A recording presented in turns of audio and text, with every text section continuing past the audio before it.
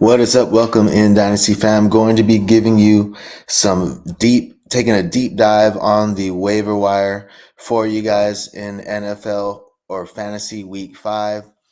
Got a good show for you today, guys. Gonna get pretty deep in the weeds today with some players that are even under 20% rostered. So hopefully there'll be somebody in this video that could be a good little stash for you going ahead. And these are guys that are just pretty much dart throws for the most part. Some I feel confident in getting an opportunity pretty soon here, guys. And then we'll see. We're trying to bet on some players that maybe have flash popped a little bit, either in college, preseason, right, or when given opportunity in the NFL already. Stash these guys and let's see. Maybe they can increase some value for us. Maybe we can earn a pick for these players. That's what we're trying to do. So here we go. Going to get started, guys. I'm actually doing okay, so here we go. Starting off, guys, we're going to start off with the running backs.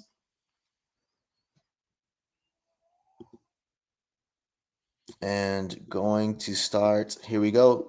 These are guys that I think should be rostered. So I think most of these players will be rostered if you are in a decent, if you're in a pretty good dynasty league, guys. I think, like I said, most of these guys should be rostered for you.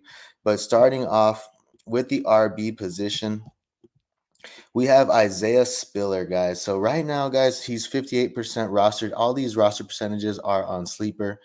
But really, guys, I'm stashing Spiller right now because, Eckler, he's been banged up, missed a few weeks, and Joshua Kelly just has not looked good, guys. I even let go of Joshua Kelly in my Dynasty League.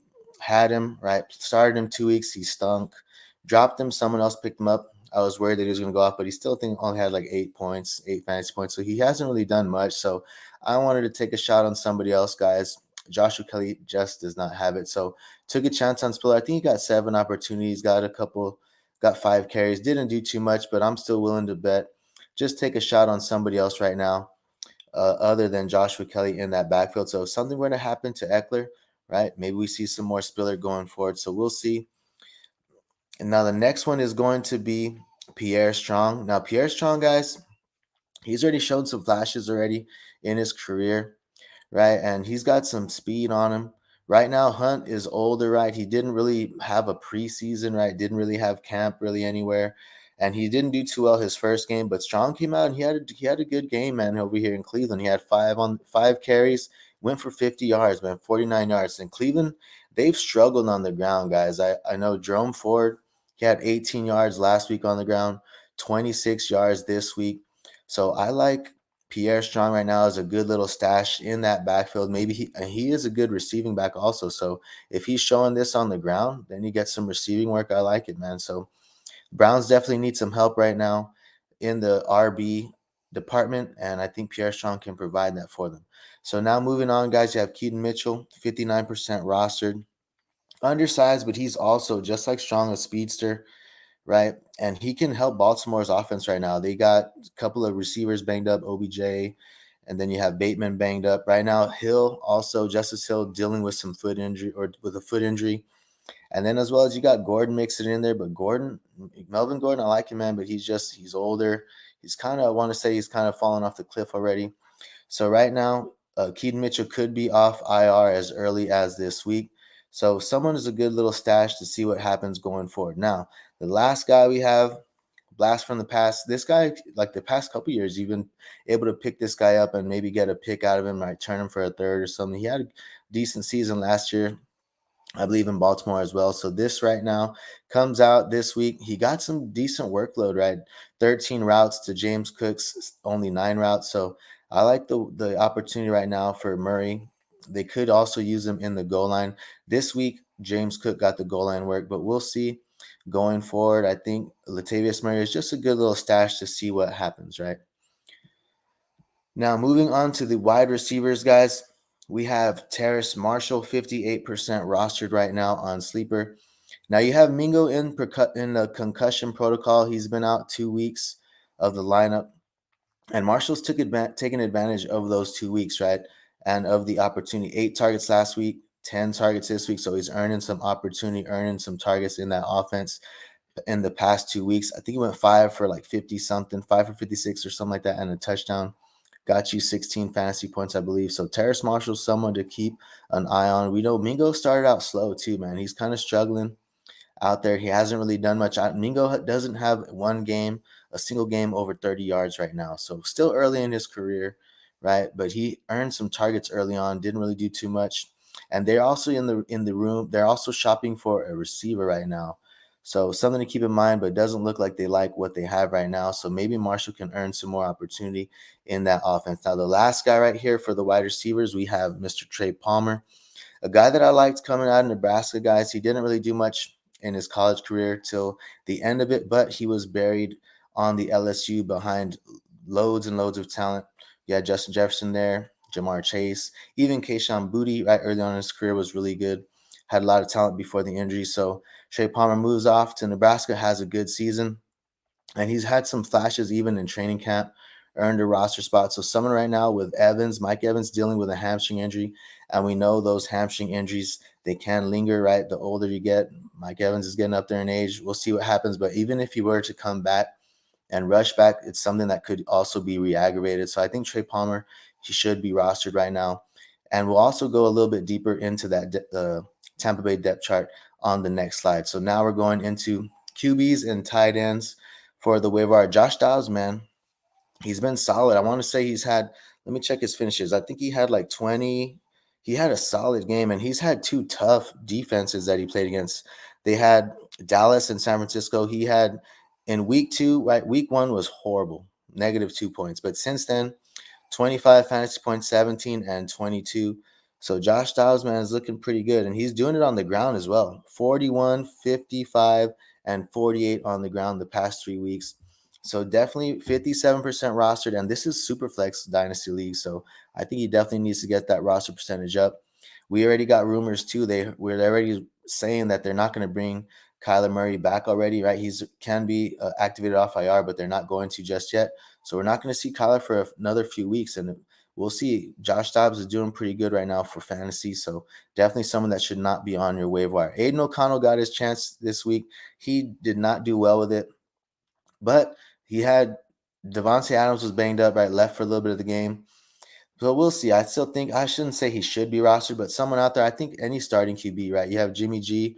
Also, he's in concussion protocol. He may be back, but I think if Jimmy G's out, you got to roster, I think, Aiden O'Connell. Irv Smith, another guy at the tight end spot, I think.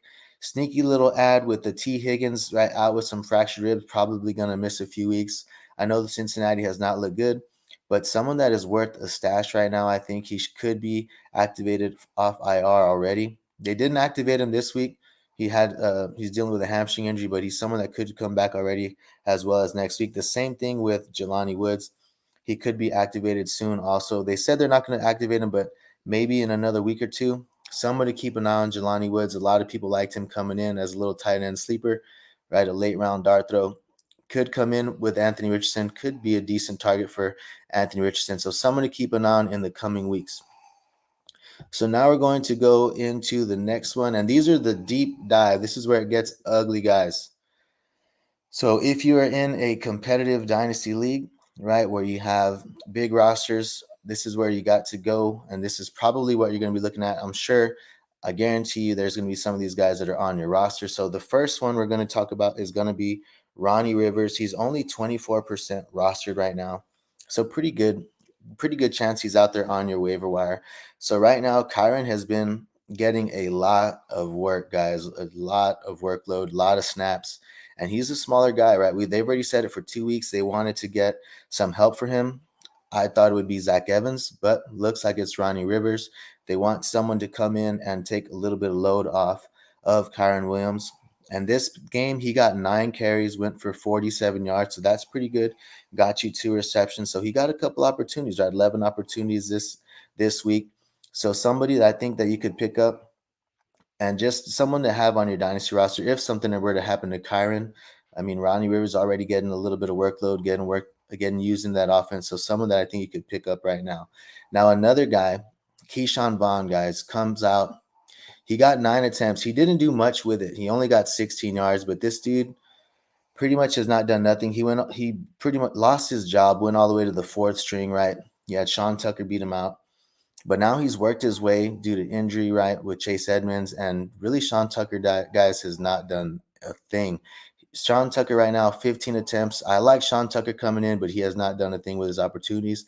15 rushing attempts for 23 yards in his first 3 games. So that is not good for Sean Tucker. And now they gave a shot to Keyshawn Vaughn. He came out, didn't do much either, but he got 9 attempts.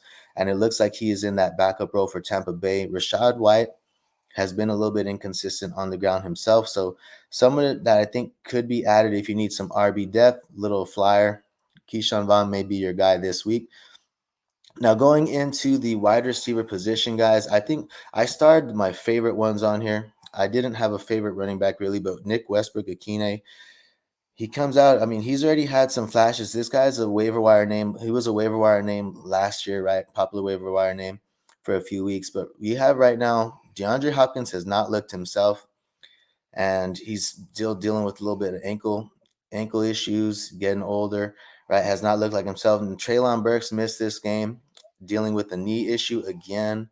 So we'll see. Definitely had some increased opportunity. And as far as the targets, weirdly, Nick Westbrook-Ikhine, guys, he's been pretty much running the most routes, running the most snaps since I think week 2, right? Maybe even week 1. So he's been getting up there, but the targets have not been there, right, with Hopkins and Burks. But this week, he had a solid game, 16 fantasy points for Ikhine, 5 for 51 and a touchdown.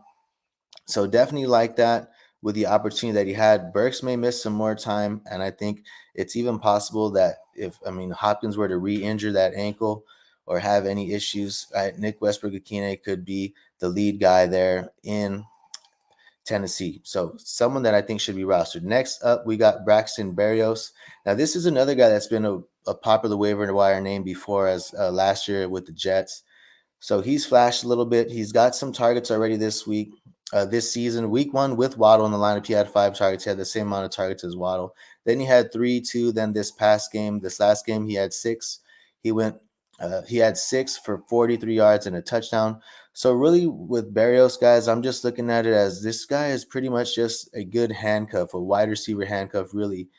I mean, not going to get a 1-for-1 to Hill or Waddle, but if something were to happen to either one of those players, which we have seen in the past with both of them, Berrios could be next man up, or just somebody to just come into some opportunity in a really good offense, good scheme, right? So someone that I think could be rostered in your dynasty leagues.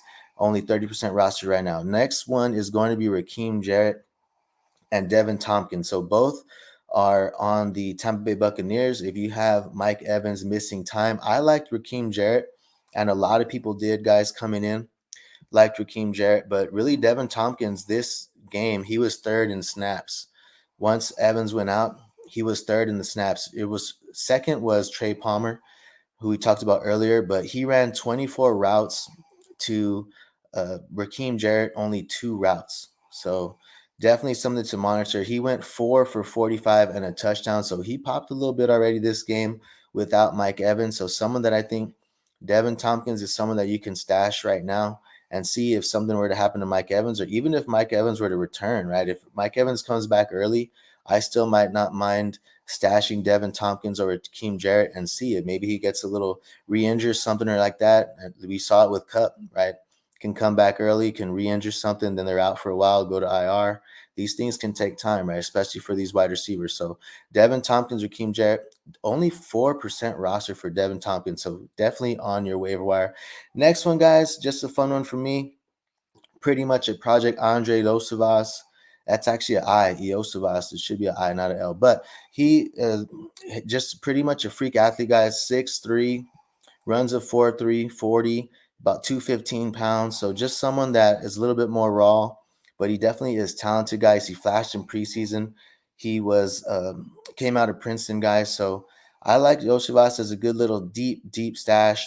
If Higgins is going to miss some time, guys, going to miss a couple weeks, I think, with fractured ribs. So this guy is going to come into some opportunity. Already had a couple snaps this past game. Didn't do anything, but just someone to come out. These Bengals guys, they need some help. The offense has not looked bad at all. I mean, the offense has looked pretty bad these past few weeks.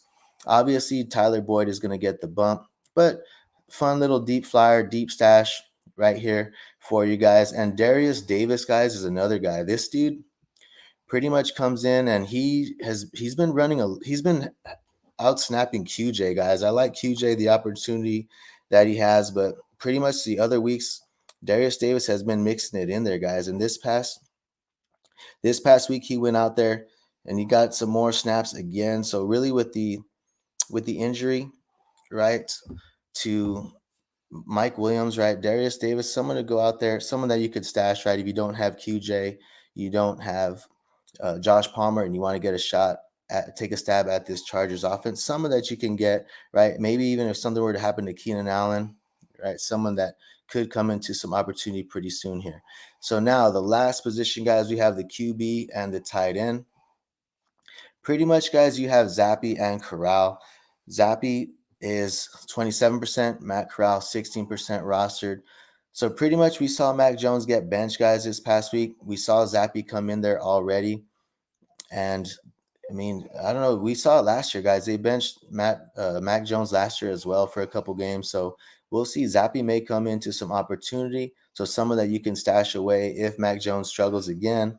He could be back in the lineup. And then Corral we put because they brought him in right after the waivers ran, after he was cut. They brought him in.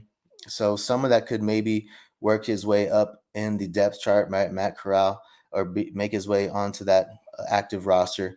Then you have Mitchell Trubisky. We have to keep word and keep an ear out for the reports with Kenny Pickett.